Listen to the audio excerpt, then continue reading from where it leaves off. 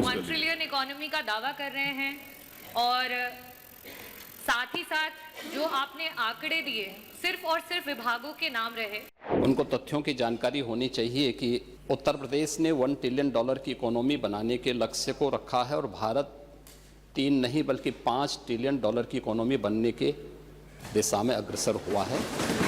कहीं पे भी आपके उत्तर में ये नहीं आया कि 2023-24 से 2024-25 में हमने इन विभागों में कितनी इंप्रूवमेंट लेकर के आए हैं कि हम 2029 तक 1 ट्रिलियन इकोनॉमी पहुंच जाए। आज मिडिल क्लास की पॉकेट 25% से आकर के जीएसडीपी का 5% पे आ चुकी है। उन परिवारों के लिए सरकार अपने ग्रोथ रेट में कैसे काम कर रही है? आपकी पीड़ा को मैं समझ सकता हूं, क्योंकि जो आपके नेता बोलते हैं कि भारत कभी विकसित देश नहीं बन सकता, तो आप तो उनका अनुसरण करेंगे ही करेंगे। नेता सदन से मैं अनुपूरक पूछना चाहूंगी। अनुपूरक नहीं पूछे, कोई अध्यक्ष जी, रिक्वेस्ट 1 कर लीजिए। ट्रिलियन इकोनॉमी का दावा कर रहे हैं और साथ ही साथ जो आपने आंकड़े दिए सिर्फ और सिर्फ विभागों के नाम रहे। नेता सदन, मैं आपसे अनुरोध करना चाहूंगी कि मेरा प्रश्न भी यही था और मैं उसे अनुपूरक के रूप में वापस से आपके सामने लाना चाहूंगी कि जिन जिन विभागों, जिसमें कि मैंने जो खुद जानकारी ली है, एग्रीकल्चरल डिपार्टमेंट, एम्प्लॉयमेंट और सर्विसेज के लिए और इंडस्ट्रीज, इन डिपार्टमेंट्स का सबसे ज्यादा योगदान होना चाहिए हमारे अर्थव्यवस्था को 1 ट्रिलियन इकोनॉमी में ले जाने के लिए। और आज वर्तमान की स्थिति में ये सब अपने अपनी जगह से 4-4 टाइम्स जब ज्यादा काम करेंगे, ज्यादा ग्रोथ को देंगे, तब जाकर के हम वहां तक पहुंच पाएंगे।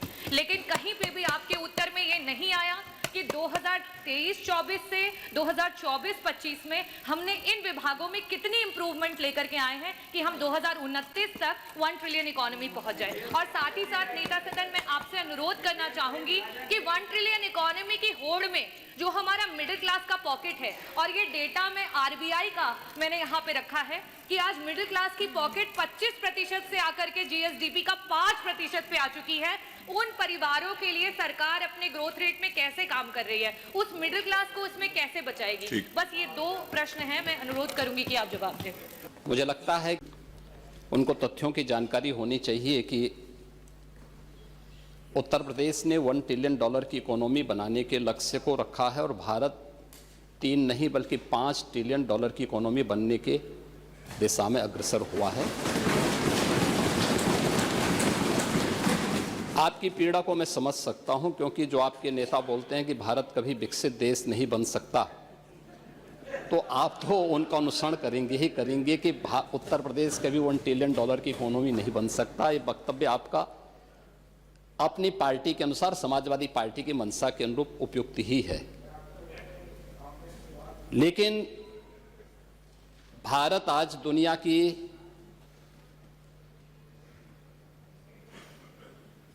5वीं बड़ी अर्थव्यवस्था बन चुका है और 2027 में भारत $5 ट्रिलियन की इकोनॉमी बनेगा, इसमें कोई संदेह नहीं। और दुनिया का सबसे तेजी के साथ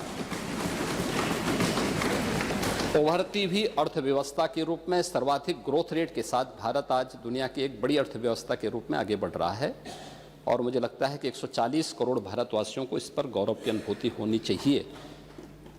हो सकता है कुछ लोगों को इसमें अच्छा नहीं लग रहा हो, क्योंकि जिनका अपना पर्सनल एजेंडा होता है वह देश के विकास को अच्छा नहीं मानेंगे। लेकिन आदरणीय प्रधानमंत्री जी की प्रेरणा से, उनके विजन के अनुरूप उत्तर प्रदेश ने भी $1 ट्रिलियन की इकोनॉमी बनने की दिशा में एक बड़े कार्यक्रम को आगे बढ़ाया है। हमने 2022 से इसके लिए एक व्यवस्थित कार्य योजना को आगे बढ़ाया है और उसके अनुरूप सरकार ने अपने कार्यक्रम को तेजी के साथ 10 सेक्टर में हमने इन कार्यक्रमों को आगे बढ़ाया है। और मुझे लगता है कि आपके जो उत्तर आपको यहाँ से भेजा गया होगा उसमें विस्तृत रूप से दिया गया है कि 10 सेक्टर जो बनाए गए हैं, हर सेक्टर में कोई ना कोई अपर मुख्य सचिव या प्रमुख सचिव स्तर का अधिकारी उसकी नियमित मॉनिटरिंग करता है। मासिक रूप से उस सेक्टर से जुड़े हुए किसी वरिष्ठ मंत्री के द्वारा उसकी समीक्षा की जाती है। उसके कुछ सुनिश्चित पैरामीटर और इंडिकेटर्स तय किए गए हैं।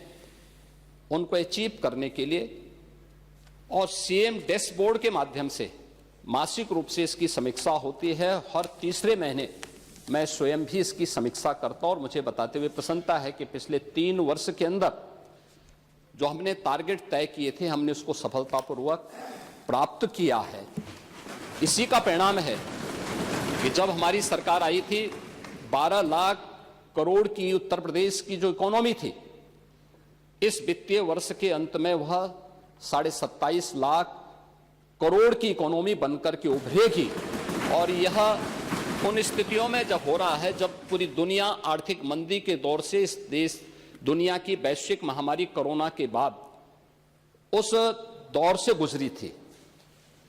मेरा यह मानना है कि जो ग्रोथ रेट उत्तर प्रदेश की है, आज वह देश की सर्वाधिक अच्छी ग्रोथ रेट है।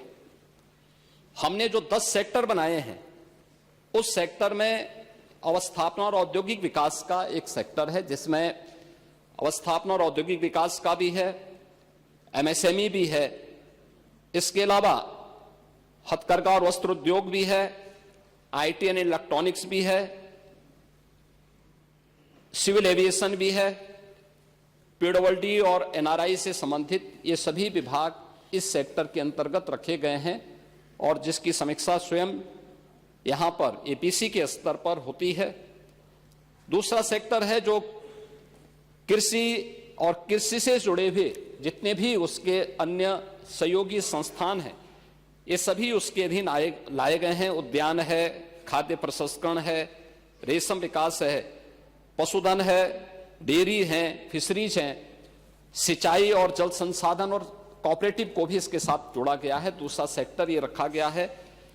तीसरा सेक्टर सामाजिक सुरक्षा से जुड़ा हुआ है, जिसमें समाज कल्याण विभाग से जुड़ा हुआ जो जितना भी सोशल सेक्टर से जुड़े हुए जितने भी विभाग हैं, उन सबको इसके साथ जोड़ा गया है। चौथा विभाग नगरीय विकास से जुड़ा हुआ है, जिसमें आवास और शहरी विकास का भी है, रोजगार और गरीबी उन्मूलन का भी है, वन, पर्यावरण और जलवायु परिवर्तन से जुड़े हुए क्षेत्र को भी, इन सभी को इस सेक्टर के साथ जोड़ा गया है। और पांचवां ग्राम्य विकास से जुड़ा हुआ है, जिसमें ग्राम्य विकास, पंचायती राज, ग्रामीण अभियंत्रण सेवा, नमामि गंगे और ग्रामीण जलापूर्ति, तार राजस्व, इन सभी विभागों को इसके साथ जोड़ा गया है। पांचवां विभाग है राजस्व संग्रह से संबंधित, जिसमें राजस्व कर और निबंधन से संबंधित स्टैंप एंड रजिस्ट्रेशन का है, एक्साइज का है, परिवहन का है और भी अन्य जितने भी कर और करेत्तर राजस्व से जुड़े हुए जितने भी विभाग आते हैं, सबको इसके साथ जोड़ा गया है। पांचवां शिक्षा का है, जिसमें हर प्रकार की बेसिक, माध्यमिक, उच्च, टेक्निकल और वोकेशनल एजुकेशन को इसके साथ जोड़ा गया है। स्पोर्ट्स को भी इसके साथ जोड़ा गया है। आठवां जो सेक्टर है वह विविध क्षेत्र में है, गृह विभाग, गृह है, कारागार है, इसमें अन्य जितने भी विभाग आते हैं इन सब को इसके साथ जोड़ा गया है। नौवां विभाग है चिकित्सा स्वास्थ्य का, जिसमें चिकित्सा स्वास्थ्य का है, परिवार कल्याण का है, मेडिकल एजुकेशन है, आयुष का है, महिला और बाल विकास का है। और 10वां सेक्टर है जो सर्विस सेक्टर है, टूरिज्म का है। इन सभी को इसके साथ जोड़ करके एक व्यवस्थित कार्य योजना को आगे बढ़ाने का कार्य किया गया है। हम सबको इस पर गौरव की अनुभूति करनी चाहिए कि प्रधानमंत्री मोदी जी के नेतृत्व में 10 वर्ष में इस देश ने 25 करोड़ लोगों को गरीबी रेखा से उभारने में सफलता प्राप्त की है। और पिछले 8 वर्ष में हमारी सरकार ने 6 करोड़ से अधिक लोगों को गरीबी रेखा से ऊपर उठाने में सफलता प्राप्त की है। ये चीजें दिखाती हैं कि हर एक सेक्टर में बदलाव हुआ है और उन्हीं को ध्यान में रख करके उत्तर प्रदेश के इस पोटेंशियल को आज जिसको देश और दुनिया देख रही है, महाकुंभ के इस आयोजन के साथ हम जोड़ के देख सकते हैं। अकेले महाकुंभ का एक आयोजन उत्तर प्रदेश की इकोनॉमी में 3 लाख करोड़ रुपए से अधिक की ग्रोथ करने वाला है। महिलाओं पे स्वावलंबन की दिशा में जो कार्य हुए हैं, अकेले उत्तर प्रदेश पुलिस भर्ती में 20% भर्ती अनिवार्य रूप से महिलाओं की हुई है। हर एक सेक्टर में उन्हें रोजगार के अवसर प्राप्त हुए हैं। तो ये कहना कि उत्तर प्रदेश कभी इसको अचीव नहीं कर पाएगा, आपकी दुर्भावना हो सकती है, लेकिन सरकार की सद्भावना है कि उत्तर प्रदेश 5 वर्ष में इस टारगेट को अचीव करेगा और 2029 में जिस उत्तर प्रदेश के इस संसाधनों से भरपूर उत्तर प्रदेश को प्रकृति और परमात्मा की कृपा से ओतप्रोत इस उत्तर प्रदेश को, जिसको आप लोगों ने, समाजवादी पार्टी की सरकार ने और विपक्षी दलों की सरकार ने देश के बीमारू राज्यों की श्रेणी में खड़ा कर दिया था, देश की छठी सातवीं अर्थव्यवस्था के रूप में खड़ा किया था, पिछले 8 वर्ष की डबल इंजन सरकार के प्रयास से दूसरी बड़ी अर्थव्यवस्था बना है और 29 में उत्तर प्रदेश $1 ट्रिलियन की इकोनॉमी भी बनेगा और देश की सबसे बड़ी अर्थव्यवस्था भी बनेगा। इस बात के लिए मैं पूरे सदन को आश्वस्त करता हूं।